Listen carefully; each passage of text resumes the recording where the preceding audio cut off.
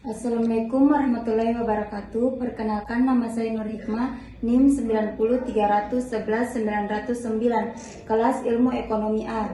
Di sini saya akan menjelaskan mengenai mini proposal saya yang berjudul Pengaruh Ketimpangan Gender dalam Partisipasi Kerja di Kota Makassar tahun 2015 sampai 2020. Baiklah, pertama saya akan menjelaskan latar belakangnya terlebih dahulu. Gender merupakan hubungan antara perempuan dan laki-laki dan bagaimana hubungan sosial ini dikonstruksikan. Istilah gender telah digunakan secara luas oleh masyarakat, baik dalam tulisan maupun dalam forum. Meskipun istilah tersebut tidak selalu digunakan dengan tepat, bahkan terkadang sering menimbulkan ketidakjelasan dari pengertian gender itu sendiri. Seperti yang kita ketahui, konsep gender tersebut tidak merujuk pada jenis kelamin saja.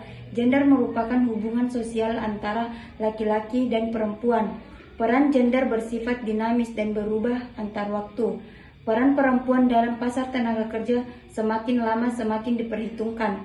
Dalam artian keterlibatan perempuan dalam kegiatan ekonomi dalam banyak studi terbukti dapat meningkatkan kualitas hidup perempuan itu sendiri dan meningkatkan perekonomian keluarganya.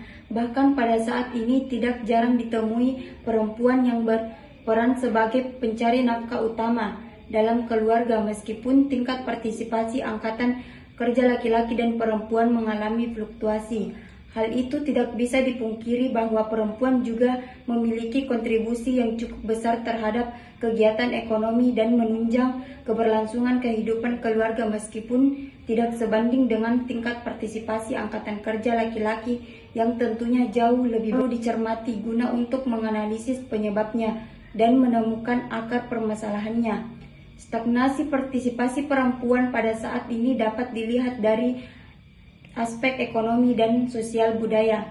Dari aspek ekonomi mengacu pada pernyataan yang diungkapkan Melling Oe tahun 1985 bahwa partisipasi angkatan kerja perempuan berbanding lurus dengan kemiskinan, sehingga menurunnya partisipasi angkatan kerja perempuan sebagai pertanda mulai membaiknya perekonomian keluarga. Perempuan tidak perlu lagi masuk dalam pasar tenaga kerja karena tingginya upah yang diterima oleh laki-laki sebagai kepala keluarga dirasakan cukup untuk memenuhi kebutuhan rumah tangga dan keberlangsungan hidup keluarga.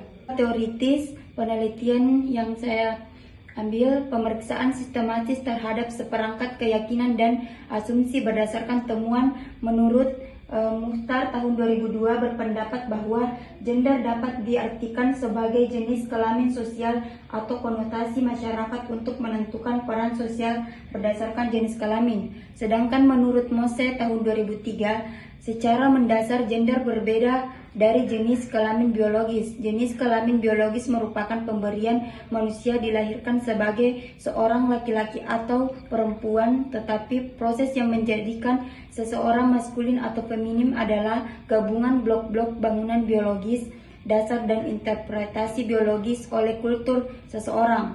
Perangkat perilaku khusus ini yang mencakup penampilan, sikap, kepribadian, bekerja di dalam dan di luar rumah tangga, seksualitas, tanggung jawab keluarga, dan sebagainya, secara bersama-sama memoles peran gender seseorang.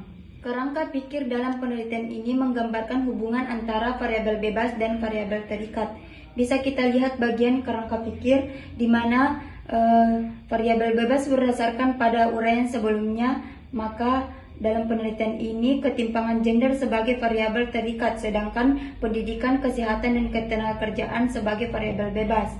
Variabel dependen atau variabel Y yaitu tingkat partisipasi angkatan kerja yang dipengaruhi oleh variabel independen atau variabel X yang meliputi kesehatan, pendidikan, dan ketenagakerjaan.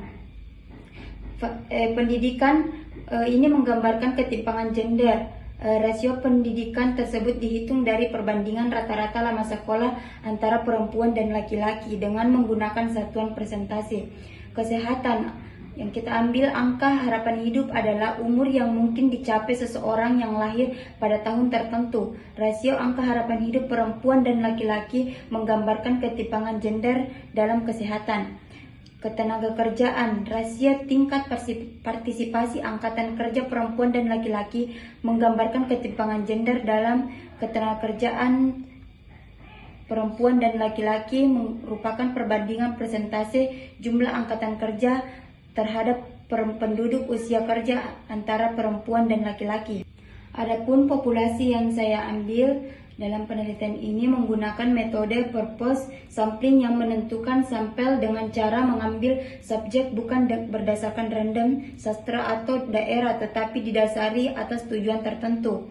Selanjutnya metode analisis data yang saya ambil yaitu menggunakan metode analisis matematik deskriptif. Analisis matematik deskriptif digunakan untuk mengukur besarnya ketimpangan gender dengan menggunakan pendekatan Gender Equality Index atau GEI. Sumber data yang digunakan adalah data sekunder yang diambil dari Badan Pusat Statistik Kota Makassar.